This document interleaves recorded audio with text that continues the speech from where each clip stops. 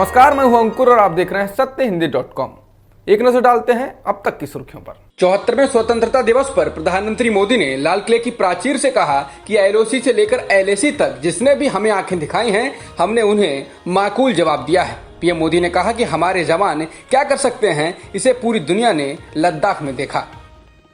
कांग्रेस ने स्वतंत्रता दिवस के मौके पर लाल किले की प्राचीर से प्रधानमंत्री मोदी के संबोधन में चीन का नाम नहीं होने पर निशाना साधा है। कांग्रेस के मुख्य प्रवक्ता रणदीप सुरजेवाला ने कहा कि आखिर आज के हुक्मरान चीन का नाम लेने से डरते क्यों हैं। सुरजेवाला ने यह भी कहा कि अब हर देशवासी को सरकार से ये सवाल करना होगा कि चीन को भारत की सरजमी से कैसे पीछे धकेला जाएगा। इसके साथ ही आत्मनिर्भर भारत को लेकर सुरजेवाला ने कहा कि जो सरकार सार्वजनिक उपक्रमों को बेच दे और रेलवे एवं हवाई अड्डों का निजीकरण कर रही हो, वो इस देश की आजादी को सुरक्षित रख कैसे पाएगी। सीमा विवाद को लेकर तनाव के बीच नेपाल के प्रधानमंत्री केपी शर्मा ओली ने स्वतंत्रता दिवस के मौके पर शनिवार को प्रधानमंत्री मोदी से बात की। सूत्रों ने बताया कि दोनों देश के नेताओं के बीच करीब 10 मिनट बातचीत हुई। ये पहली दफा है जब भारत नेपाल के बीच तनाव उभर कर सामने आने के बाद दोनों देशों के प्रधानमंत्रियों के बीच बातचीत हुई हो। आज पीएम मोदी ने लाल किले से देश को संबोधित करते हुए कहा कि कोरोना को लेकर नागरिकों में चिंता है। सब ये जानना चाहते हैं कि वैक्सीन कब आएगी। मैं आपको बताना चाहता हूं कि भारत में एक नहीं बल्कि तीन वैक्सीन अलग अलग चरणों में ट्रायल की प्रक्रिया में हैं। एक बार मंजूरी मिलने के बाद हम व्यापक पैमाने पर इसका उत्पादन करेंगे। उन्होंने कहा कि वैज्ञानिक ऋषि मुनियों की तरह लगे हुए हैं। देश को जल्द कोरोना वैक्सीन मिलेगी। लाल किले से पीएम मोदी ने कहा कि देश में एक और बहुत बड़ा अभियान शुरू होने जा रहा है। यह है नेशनल डिजिटल हेल्थ मिशन।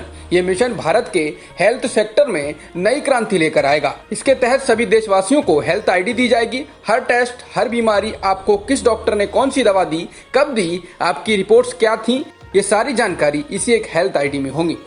प्रधानमंत्री मोदी ने अपने संबोधन में लड़कियों की शादी की न्यूनतम उम्र बदलने का भी ऐलान किया। उन्होंने कहा कि बदलते वैश्विक माहौल में हमने बेटियों की शादी की न्यूनतम उम्र तय करने के लिए एक कमेटी का गठन किया है। उसकी रिपोर्ट मिलते ही सरकार इस पर फैसला लेगी। बता दें, इस वक्त देश में लड़कियों की शादी की न्यूनतम आयु सीमा 18 वर्ष और लड़कों की 21 साल है। साल 1929 में शारदा एक्ट आया था, जिसमें लड़की की विवाह की न्यूनतम आयु 15 वर्ष तय की गई थी। इस कानून में 1978 में संशोधन हुआ, जिसमें लड़की की विवाह की आयु 15 वर्ष से बढ़ाकर 18 वर्ष कर दी गई।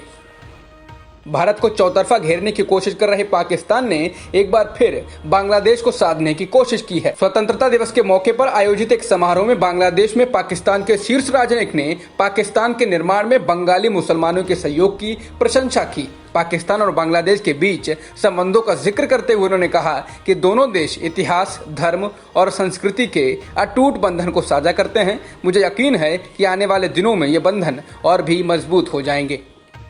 बिहार में राजद और सीपीआईएम समेत एनडीए की सहयोगी पार्टी लोजपा ने भी बिहार में आगामी विधानसभा चुनाव के लिए वर्चुअल चुनाव प्रचार का विरोध किया है। वहीं भाजपा ने चुनाव आयोग को भेजे अपने फीडबैक में वर्चुअल चुनाव प्रचार के तरीके का समर्थन किया है। भाजपा ने तो बिहार में अपने चुनाव प्रचार की शुरुआत भी वर्चुअल रैली से ही की थी। बता दें, विपक्षी पार्टियों के अलावा एनडीए में शामिल लोजपा ने अभी चुनाव न कराने की मांग भी की थी। बिहार की सत्ताधारी एनडीए गठबंधन में सहयोगी दल के बीच रिश्तों में खटास बढ़ती जा रही है। लोजपा अध्यक्ष चिराग पासवान ने आज पटना में पार्टी नेताओं की आपात बैठक बुलाई। बैठक में 5 सांसद समेत दोनों विधायक भी शामिल हुए। बैठक से पहले पासवान ने सीएम नीतीश कुमार पर फिर निशाना साधा और बाढ़ में बदइंतजामी को लेकर सवाल उठाए। चिराग ने कहा कि बिहार में बाढ़ और कोरोना संक्रमण दोनों बड़ा मुद्दा है। उन्होंने कहा कि इसी पर चर्चा के लिए पार्टी नेताओं की बैठक बुलाई गई थी। हालांकि जिस तरह से वो पिछले कई दिनों से सीएम नीतीश कुमार पर निशाना साध रहे हैं और खुले तौर पर उनकी आलोचना कर रहे हैं, उससे सियासी गलियारों में इसकी चर्चा होने लगी है कि क्या पासवान बिहार में एनडीए का साथ छोड़ देंगे।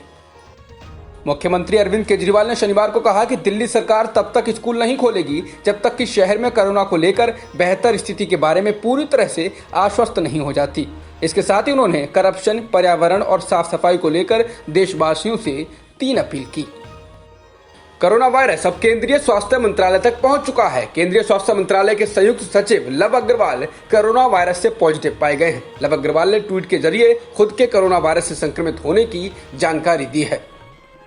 भारत में एक दिन में 65,000 से अधिक कोरोना संक्रमण के मामले आए हैं और 996 लोगों की मौत हुई है, जिसके साथ ही देश में कुल संक्रमितों का आंकड़ा 25,26,000 से अधिक हो चुका है और कुल मृतकों की संख्या भी 49,000 से अधिक हो गई है। फिलहाल एक्टिव केस 6,68,000 से अधिक हैं। जॉन्स हॉपकिंस यूनिवर्सिटी के मुताबिक दुनिया में संक्रमितों की कुल संख्या 2 करोड़ 12 लाख से अधिक हो गई है और कुल मृतकों की संख्या 7,66,000 के पार हो गई है। फिलहाल 1 करोड़ 41 लाख से अधिक लोग ठीक भी हो चुके हैं। जॉन्स हॉपकिंस यूनिवर्सिटी के अनुसार अमेरिका में कोरोना संक्रमितों की संख्या 53,14,000 के पार हो गई और मरने वालों की संख्या 1,68,000 हो चुकी है। इसके अलावा ब्राजील में भी संक्रमितों की संख्या 32,26,000 के पार हो गई और मृतकों की संख्या 1,05,000 से ज्यादा हो गई है। अब तक की खबरों में इतना ही। बाकी खबरों के लिए बने रहिए सत्यहिंदी.com के साथ।